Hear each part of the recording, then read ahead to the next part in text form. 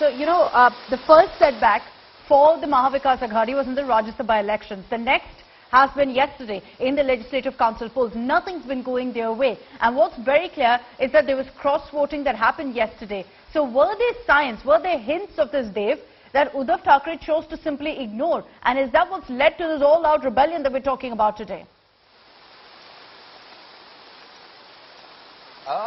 Well, I don't think it would be the correct thing to say that Mr. Uddhav Thackeray chose to ignore that. Had he been slightly aware also, he would have tried to pacify them down and ensure that they do not switch over on the main voting day or resort to cross-voting in any sense. So this also shows that Uddhav Thackeray also literally had no idea about the fact in terms of who could go against him and who are really on his side. So he failed to take into confidence his own MLAs and other independents also who he believed would essentially be on his side. But of course, like the results speak otherwise, those numbers speak otherwise. This shows that Uddhav Thackeray himself sort of seemed unaware and was caught on the back foot in a certain sense, because he really did not see that coming. He had zero anticipation about the fact that there would be heavy cross-voting. So this has really costed them a result which they thought they would have a handsome margin or something where they were expecting a landslide. But BJP again demonstrating the fact that how they are still in control, being as key opposition also, they are very much trying to ensure that they remain in the game. And definitely the results, like I said, out of 10 seats, if BJP has won 5, so it's 50% of the seats that they have also got.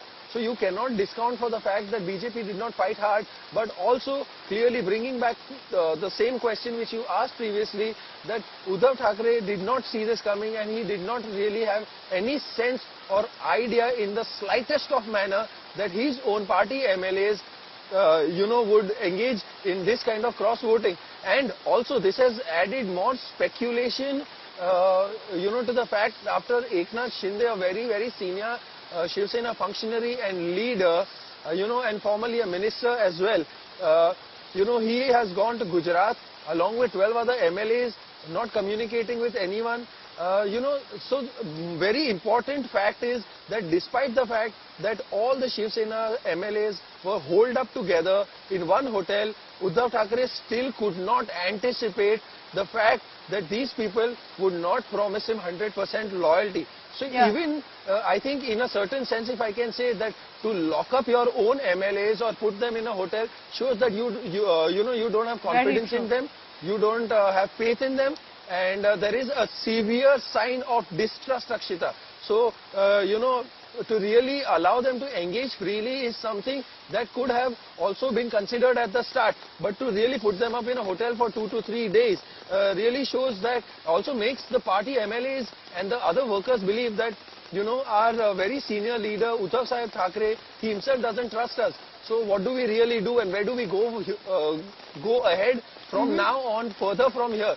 So these are the kind of arguments that we can really expect, and more details will definitely keep coming up later during the day, and we will present them to you in a time-bound manner. There is no doubt that Uddhav Thackeray, that the Shiv Sena will pin the blame squarely on the BJP for these developments. But the update that's also coming in is that with all that's happening right now, Sanjay Raut, senior Shiv Sena leader, was supposed to attend the opposition meeting that was called by Sharad Pawar, has chosen to skip that meeting. He's going to be in Mumbai to firefight this crisis. So Uddhav Thackeray ensuring that all of his closest aides are with him right now. He knows how important the next few hours are. The Shiv Sena will be desperately trying to reach out to all of these MLAs who are currently missing, who are unreachable, to ensure that they don't have any sort of number trouble, and that the Mahavikas Aghadi doesn't slip into a minority, which will essentially translate to advantage BJP. So Sanjay Raut, someone who's essentially been, in fact, the man who's put out as many political fires for Uddhav Thackeray,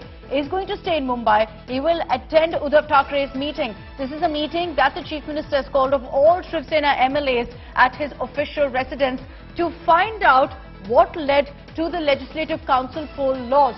It was very clear to the Shiv Sena now, crystal clear, that there was cross-voting that took place, and the result of that cross-voting is that the Shiv Sena suffered a humiliating defeat yesterday. But it doesn't end with that. While Uddhav Thackeray was trying to identify who cross-voted, in a matter of hours it became clear that 10 to 12 MLAs are no longer with him. They're unreachable. They're with Eknath Shinde, someone who's a senior Shiv Sena leader. So this clearly, as per what they've also been telling us, Uddhav did not see coming.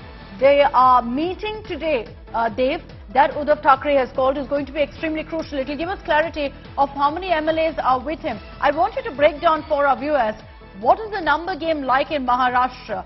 12 MLAs, let's say for example 12 MLAs are not with the Shiv Sena. What will that mean for the Maha Vikas Aghadi?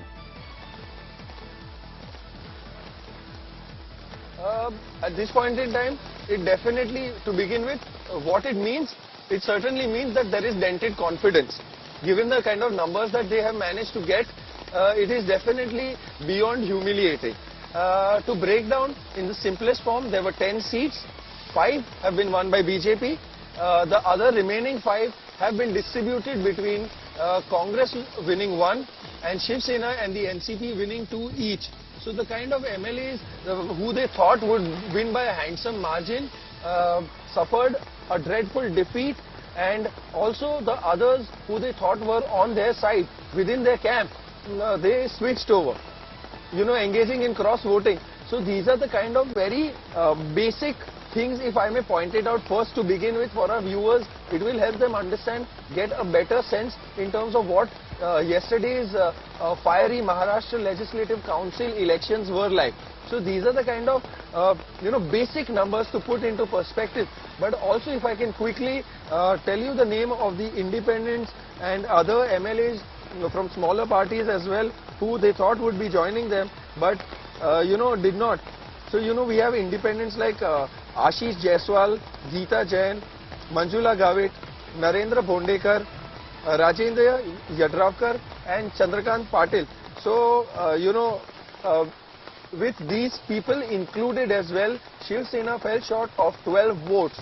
The kind of strength that they needed to match and win the elections against a mighty BJP, obviously that did not happen, because those 12 votes, like I said, were extremely crucial. And we know that those 12 MLAs are, right now holed up in a hotel in Surat in Gujarat. But like I mentioned earlier as well, that we cannot say with utmost surety until we manage to establish contact with Eknath Shinde or any of those MLAs who are present with him. So this is our most obvious guess, that these 12 votes which the Shiv Sena fell short of are somewhere in Surat right now at this moment. Okay. And the worst part is that nobody has even been in communication or in touch. They've not been able to reach out.